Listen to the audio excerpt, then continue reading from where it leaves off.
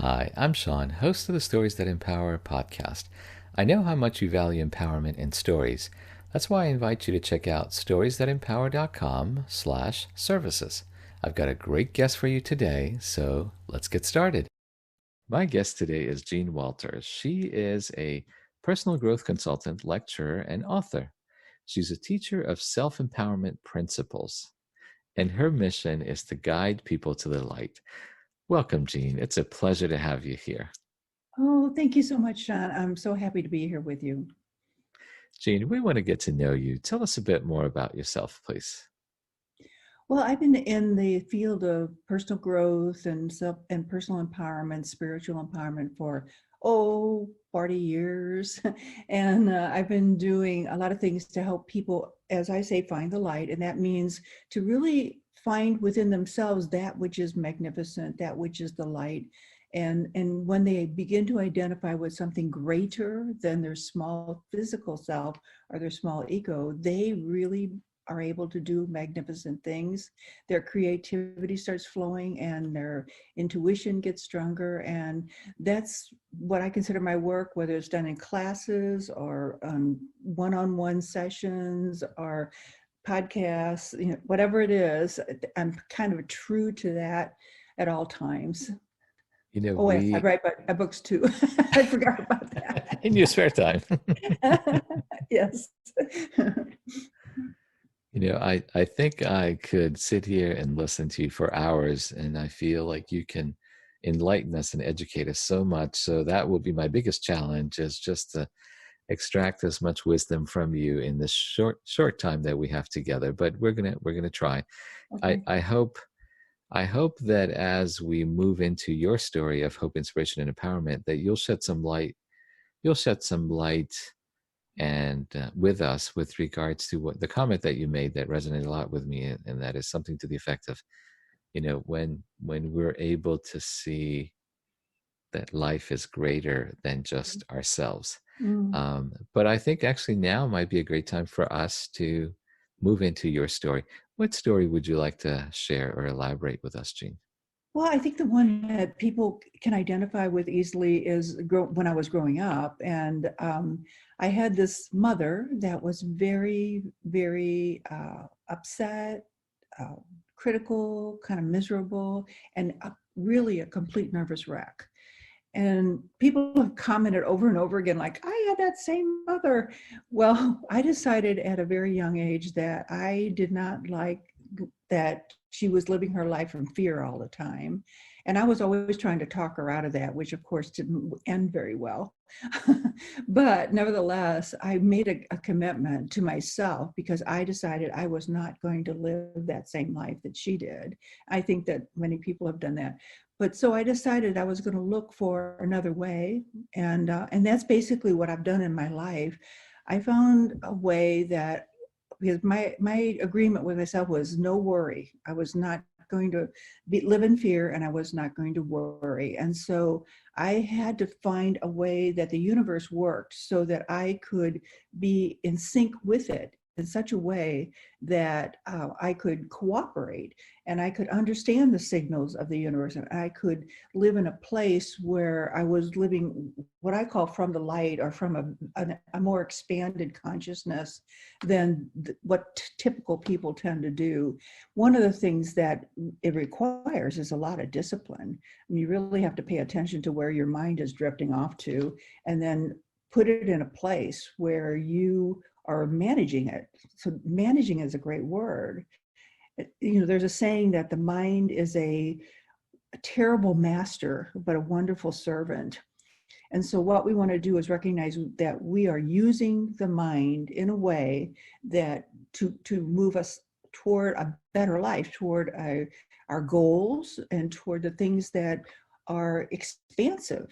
So if we let everyone else tell us what to do and what to think, and if we listen to the television and get into the drama of everything, which they love, by the way, they're selling that.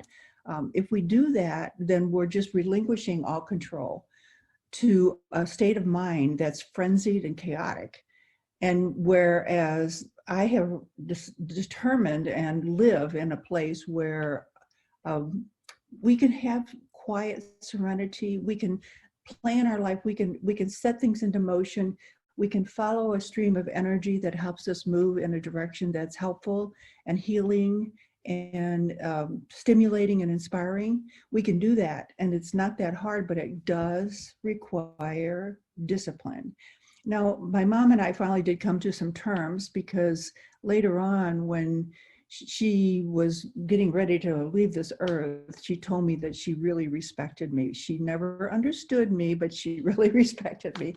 And I thought that was the coolest thing ever, because all I really wanted from my mom was that we have a relationship of respect. I knew that we weren't going to be living in the same understandings at all, but I thought that was a nice conclusion to that experience. And she was a good mom. She was just a wreck, you know. Does that give you this kind of story you were looking for? I really want to help people inspire them to realize they can do the same thing. No, it really does. It really does. I think one of the main reasons your story resonates with me is this is what I visualize, and this is how I connect with your story. I think too often or I'll just speak about myself, too often we allow ourselves to become a follower and just follow and see where everyone is going. Mm-hmm. And, perhaps the masses of people may be going a certain direction. There's a certain general flow. Yeah. And I think maybe subconsciously, maybe the way we were raised, whether school or whatever, there's Mm-hmm. this layer of conformance. There's this expectation Mm-hmm. of conformance. And so we just follow the masses, right? Mm-hmm. Whatever direction that is. And depending on, I also think sometimes, where we live, there might be regional factors. I happen Sure. to live on the East Coast. My family and I happen to live near a city. So I think there's a certain pulse, Mm-hmm. to a certain area. I'm getting a little philosophical here, and I apologize because I'm not. I'm not an expert in that domain at all. But I guess what I'm trying to say is sometimes we allow ourselves to keep up with the Joneses. We allow ourselves to follow others' leads. And if we're not, as you stated, if we're not mindful of it, Yeah. then it's unfortunate because, we may not be channeling our time and our precious energy into the direction perhaps we're meant to go or want to Exactly. go. However, on the flip side of it, if we can somehow, by training, by intention, with hiring professionals, coaches such as yourself, Mm-hmm. consultants, if we can increase our mindfulness and awareness into, for example, oh, I seem to be right now living in just this chatter, in Mm-hmm. this Exactly. noise, and how do I elevate myself into Yes. into this higher level where I am more connected with the universe, with what I Yeah. subscribe to. And I think if we can achieve that, I'm making lots of assumptions here. If we can achieve that, Mm-hmm. then Mm-hmm. I think the few times I've been able to do that, I find I've been able to live life with a greater sense of purpose. Does any of Yeah. that make sense? Totally. And what a wonderful way to say it. But that is so true. We can do that. One of the ways that helps so much, we do need to become mindful, and we need to ask ourselves, is that my story or is that somebody else's story? Is that their story for me? Do I want to keep that story? Do I want to change that story? Because we all have lots of stories. Sometimes, as you said, sometimes it's cultural, sometimes it's familial. But the point of it is that we are independent beings, and we have the right and the ability to change that story anytime we want. That's what happens with people when they get caught up into anxiety, is that they they are their mind is going, as you said, it's chatter, and yet they're not taking control of their mind yet. If they spent 10 minutes, this is a challenge, by the way, if they spent 10 minutes a day in quiet or 10 minutes a day out in nature just by themselves, they would be connected to a rhythm that would take them into a deep space of peace. Now, it requires just a little bit of artistry to this because we're used to chatter. And so to sit quietly for 10 minutes and close your eyes and just watch your breathing, it would move you. If you stayed with it, it would move you into this deeper space. And you could add a little bit of quiet, just music that's serene, and that would just even aid the whole process. But we need to do that. We need to do that. We need to turn off all the technology once in a while and just sit quietly and allow ourselves to breathe and just get more relaxed with it. And then what happens if you do it on a regular basis, you'll find that your intuition starts clicking in, your sense of knowing, if you will, begins to click in, and you realize things that maybe you didn't realize before. You connect. You're absolutely right. I couldn't agree with you more, Jean. I find that it's those times where I disconnect, where I'm Mhm. able to reconnect. And, during this pandemic, when, many of us are virtual, I know my spouse and I are working from home, our children are studying from home. It is in those moments, as you said, that I am intentionally remove myself, Mhm. detach myself from my computer, go out for a nature hike, Yes. go do a little bit of yoga, do some meditation where I do feel not only grounded but connected as well. So Yes, yes. I could listen to you for hours. And I don't know how old your children are, but if they're younger children, they take to this very easily. They have to be trained, but I know of kindergarten teachers that are having their kiddos sit in a circle and just contemplate a flower. And now, what a wonderful training that is for them to just calm themselves and find out early in life that they can do that at will. I love that. Gene, what are some takeaways that you can share with us from your experience? Oh my goodness. Well, as I said, we want to recognize what our emotional baggage is, and we want to start letting go of that. But, everybody has, he did that to me or she did that to me. And a lot of times people live in victimhood. And, because when they do that, they feel helpless, and nobody's helpless. So we want to watch for that kind of victimhood, because especially in this time where we got this pandemic thing and the news is going crazy with the election and all that stuff, we can really easily get into like, oh, poor me, and why does this happen to me? But when you do that, your energy goes way down and you become vulnerable to things in the air and so forth. What we want to do is bring our energy up and into a higher resonance. And the way to do that is to be grateful. We're number one. I mean, it's easy to be grateful. We have so much to be grateful for. Despite all the crazy stuff that's going on, we all have wonderful, amazing opportunities in our life.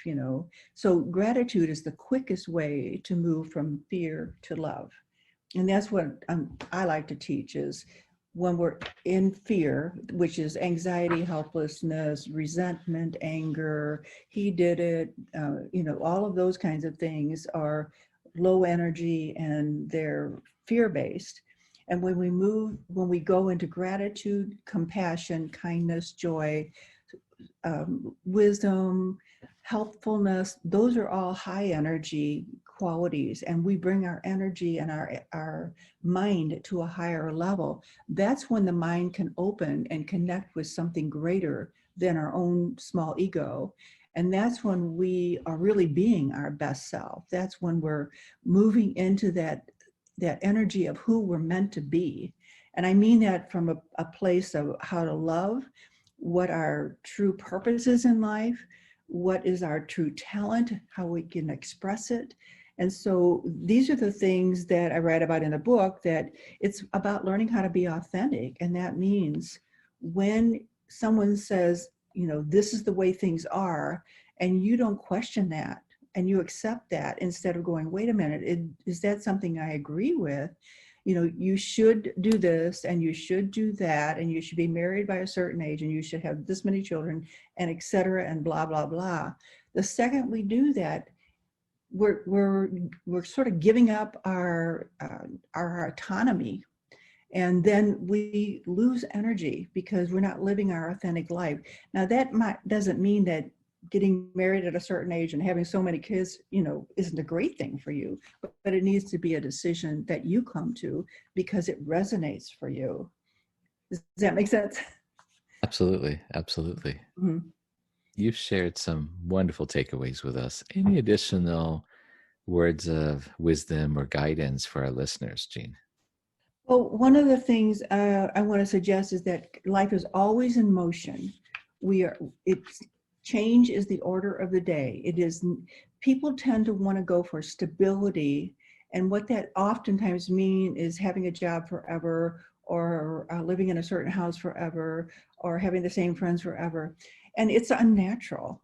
So change is the order of the day. As we change, we tend to, you know, move toward different kinds of people, or maybe our work changes and we decide something else is more inspiring. But growth is what we want to, keep moving toward, because growth means change. And so I'm suggesting to people that instead of being afraid of change, look at change as an adventure. I wonder what I'm going to discover today. I wonder what I'm going to learn today. I wonder how it's going to affect me. And I wonder how I can give more in this situation. These are all wonderful questions. And when we incorporate in our thinking our questions that we can begin to answer ourselves and not let anyone else, tell us, we develop a much higher, greater consciousness. And that's really what living in the light is all about. Jean, I've truly enjoyed speaking with you today. You're making a positive impact in people's lives. And I want to commend you for sharing all of these wonderful nuggets of wisdom with us. To live life not in fear or worry, to live in sync with the universe, to be mindful of whose story we're living, to spend just a few minutes a day in quiet or nature, to let go of emotional baggage, to be grateful, and that to view change as an adventure. We want to stay connected with you. We are so eager to check out all the wonderful services that you provide. Tell us how we can do that, and then we'll say goodbye. Well, Sean, one thing I want to offer the listeners is if they would connect with me at Jean, Jean, at Spiritual Transformation, which is my email address. If they let me know that they listen to the show, I will send them 3 chapters of this book for free. And the name of the book is The Journey from Anxiety to Peace, Practical Steps to Handle Fear, Embrace Struggle, and Eliminate Worry to Become Happy and Free. And people have told me that it works for them too, which gives me incredible joy. So if you get in touch with me and let me know you heard this show, I will send you 3 chapters of the book. How's that? That is extremely kind and generous of you. Wow. I'm flattered. Thank you. And so are our listeners, I'm sure. Well, I'm here to change the world, just as you are. And you are changing the world one person at a time. That's right. Jean, thank you so much for trusting me to share your story. Thank you, Sean. You have a wonderful day.